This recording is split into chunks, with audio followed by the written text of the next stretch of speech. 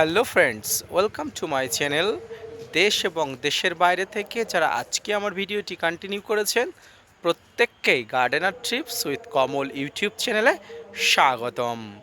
ছাদ বাগানে অন্যতম একটি ফলের মধ্যে সেরা ফল হলো ড্রাগন।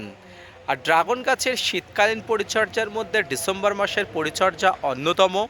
এই সময় ছাদ বাগানের ড্রাগন গাছের কী পরিচর্যা করতে হবে, কী সার প্রয়োগ করতে হবে এবং এই সময় কী ফাঙ্গিসাইড প্রয়োগ করতে হবে, এমন কিছু খাবার প্রয়োগ করতে হবে যে খাবার খেয়ে আপনার ছাদ বাগানের ড্রাগন গাছ আগামী সিজনের জন্য তরতর করে বেড়ে ওঠে।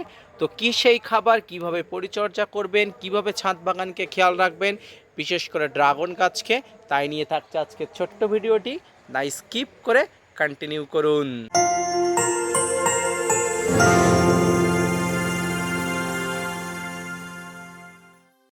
প্রখর শীতের মধ্যে ড্রাগন গাছের যেমন গ্রোথ বন্ধ হয়ে যায়, ঠিক তেমনই চারিদিকে রুক্ষতা শুষ্কতায় ভরপুর হয়ে যায়। এই মুহূর্তে ছাদ বাগানে ডিসেম্বর মাসে যাদের ড্রাগন গাছ আছে তারা দেখতে পাচ্ছেন ড্রাগন গাছের গ্রোথ অনেক সময় স্তিমিত হয়ে যাচ্ছে। তো এই সময় আপনাকে ভরপুর নাইট্রোজেন ঘটিত কিছু খাবার দিতে হবে, যে খাবারগুলোর মধ্যে ভরপুর নাইট্রোজেন থাকবে, যে নাইট্রোজেনগুলো খেয়ে গাছগুলো বড় হয়ে উঠবে, আগামী সিজনের জন্য প্রচুর বড় হয়ে উঠবে, শাখা পোশাখা বাড়াবে এবং গাছের গ্রোথ সুন্দর হবে। তো কী সেই খাবার, কিভাবে পরিচর্যা করবেন, আসুন এবার বলে দিই। প্রথমেই বলেছি, ছাদ বাগানে গাছে এই সময় প্রচুর পরিমাণ নাইট্রোজেন ঘটিত খাবার দিতে হবে। এই নাইট্রোজেন ঘটিত খাবারের মধ্যে যে খাবারটি হলো সবচেয়ে বেশি গুরুত্বপূর্ণ, সেটি হচ্ছে গোবর সার, সরিষার খোল বা কম্পোস্ট সার। এই গোবর সার, সরিষার খোল বা কম্পোস্ট তিনটি একত্রে করে গাছের গোড়াতে আপনারা দিতে পারেন।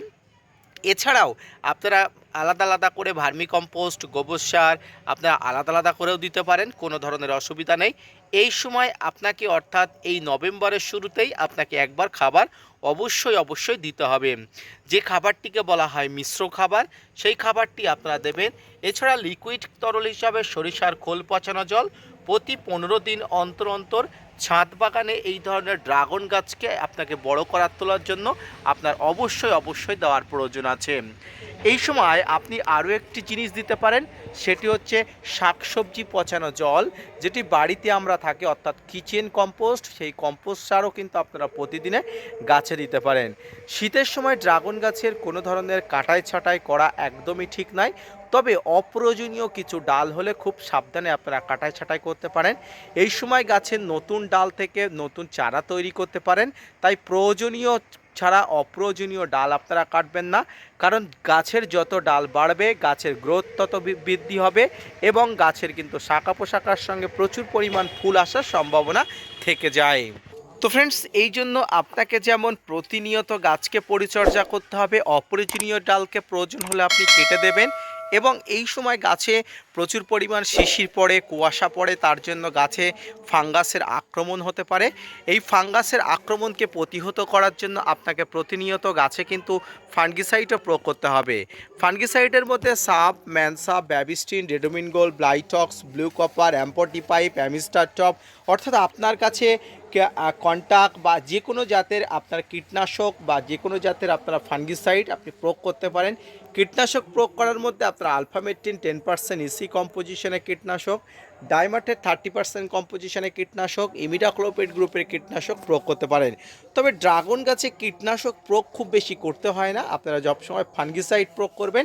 ফাঙ্গিসাইডে অনেক সমস্যার সমাধান হয়ে যায়। সর্বোপরি এই শীতকালীন ড্রাগন গাছের পরিচর্যা সম্পর্কিত আজকের যে ভিডিওটি কেমন লাগলো সেটি জানাবেন। অত্যন্ত সহজ সাধারণভাবে ড্রাগন গাছের পরিচর্যা নিয়ে আমি যে আপনাদের বললাম, সেটি যদি ভালো লেগে থাকে ভিডিওটি লাইক করবেন, চ্যানেলটি সাবস্ক্রাইব করে পাশে থাকবেন এবং gardener tips with Kamal YouTube চ্যানেলের সঙ্গে থেকে চ্যানেলটাকে আরও বড় হতে সাহায্য করবেন। ধন্যবাদ।